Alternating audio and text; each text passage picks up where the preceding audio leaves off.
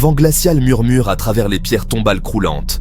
Les ombres s'allongent, se tordant en forme monstrueuse alors que le soleil saigne d'un rouge cramoisi à l'horizon. L'air devient lourd, épais du parfum de la terre humide et des feuilles en décomposition. Ce n'est pas une nuit ordinaire. Ce soir, le voile entre les mondes est mince. Elias, un enquêteur paranormal buriné avec des yeux qui portent le poids de 1000 cauchemars, franchit prudemment les portes de fer. Il s'accroche à un grimoire ancien, sa couverture de cuir usée par d'innombrables mains désespérées. À côté de lui, Nadia, une historienne assoiffée d'inconnus, frissonne, son souffle s'embrumant dans l'air froid. Ils ne sont pas seuls. Invisibles, des yeux anciens les observent depuis l'ombre. Un grondement sourd, à peine audible, leur fait parcourir des frissons dans le dos. Le djinn, une créature de fumée et de feu, attend. Il a été invoqué, sa puissance recherchée par une âme désespérée. Mais le prix de son aide est toujours élevé. L'air crépite d'anticipation.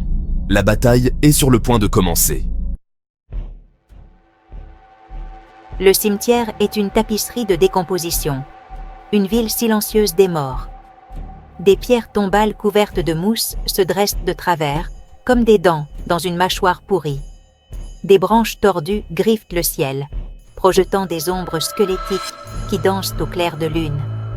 L'air est épais avec le parfum de la terre humide et des fleurs en décomposition. Une brume basse s'accroche au sol, tourbillonnant autour de la base des pierres tombales comme des apparitions fantomatiques. Le vent murmure à travers les arbres, portant avec lui le plus léger des murmures, l'écho de prières oubliées et de cris angoissés. Le sol est inégal, jonché de pierres tombales brisées et de tombes béantes qui semblent appeler les imprudents. Partout, il y a des signes de la présence du djinn. L'air scintille d'une chaleur anormale et les ombres semblent se tordre d'une vie propre. Le sol est brûlé par endroits, noirci par le contact de son essence ardente. Les pierres mêmes semblent vibrer de son pouvoir. Le village, niché dans la vallée en contrebas du cimetière, est un lieu de secret. Ses habitants, burinés et méfiants, portent le poids des générations passées. Leurs yeux, noirs et connaisseurs, reflètent une histoire imprégnée de folklore et ombragée par les murmures de mots anciens. Les maisons, blotties les unes contre les autres, comme des enfants effrayés, sont construites en pierre et en bois âgé. Leurs fenêtres sont sombres, fermées contre la nuit envahissante. Les rues sont étroites et sinueuses, pavées de pierres usées par le temps. L'air est épais avec le parfum de la fumée de bois et quelque chose d'autre, quelque chose d'ancien et de troublant. Les villageois connaissent le djinn. Ils ont transmis des récits de son pouvoir et de son prix pendant des générations. Leurs ancêtres ont appris à craindre la créature, à respecter son pouvoir et à éviter sa colère. Ils savent que le cimetière est son domaine, un endroit à éviter après la tombée de la nuit. Le djinn est une créature de fumée et de feu, sa forme changeante et tourbillonnante comme les sables du désert. Ses yeux, braises rougeoyantes dans l'obscurité, brûlent d'une connaissance ancienne et d'une faim qui ne connaît pas de limite. Sa voix, un grondement sourd qui semble émaner de la terre elle-même, fait frissonner l'échine de ceux qui l'entendent. Son pouvoir est immense, capable de plier la réalité à sa volonté. Il peut invoquer des vents qui déchirent le cimetière, conjurer des flammes qui dansent sur les pierres tombales et tordre le tissu même de l'espace et du temps. C'est une force de la nature, liée par des règles anciennes, mais mue par une volonté chaotique. Le djinn n'est pas intrinsèquement mauvais, mais ses motivations sont souvent impénétrables pour les esprits mortels. Il est tenu de réaliser les souhaits de ceux qui l'invoquent, mais le prix de son aide est toujours élevé.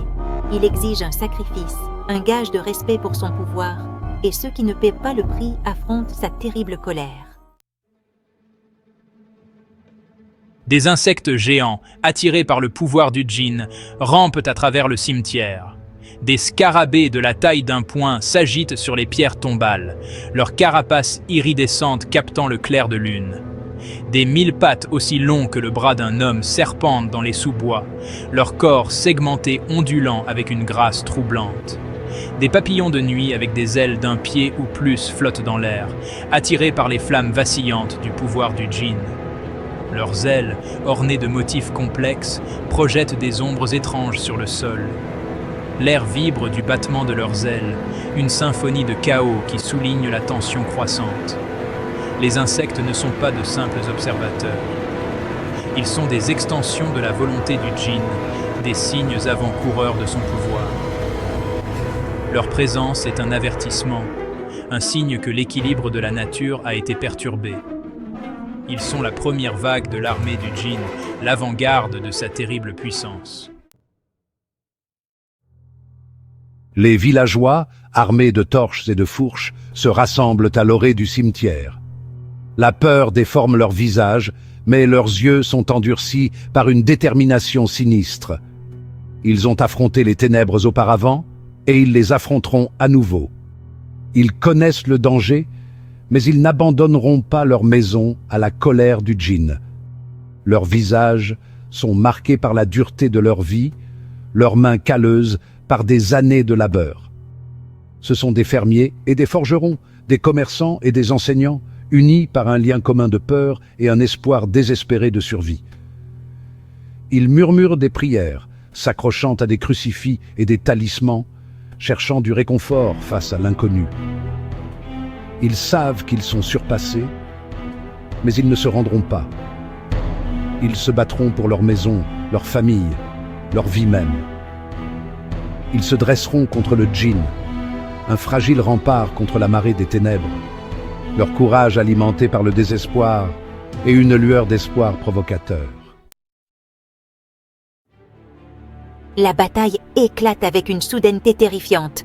Le djinn déchaîne son pouvoir, des vents déchirant le cimetière, déracinant des arbres et brisant des pierres tombales. Des flammes jaillissent du sol, léchant le ciel, projetant des ombres grotesques qui dansent avec une joie macabre.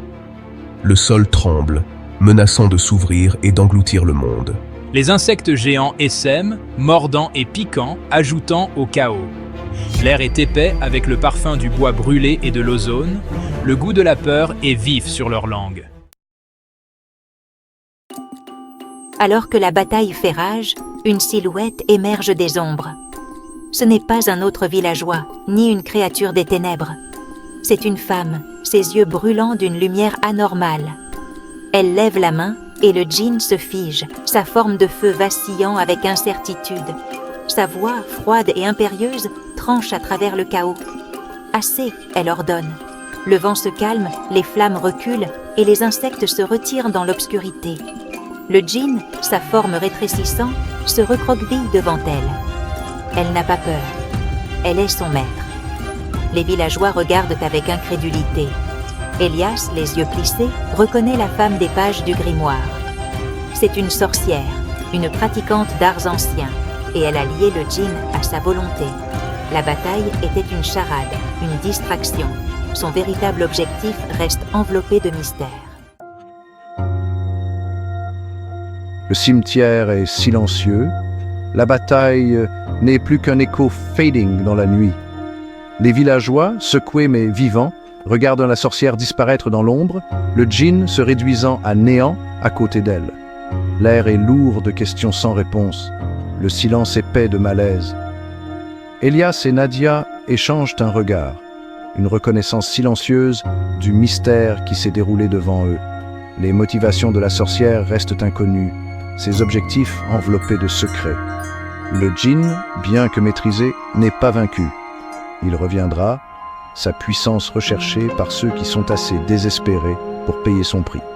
La nuit est loin d'être terminée. Le cimetière, un lieu de mort, est devenu un terreau fertile pour des mystères et des dangers dépassant la compréhension humaine.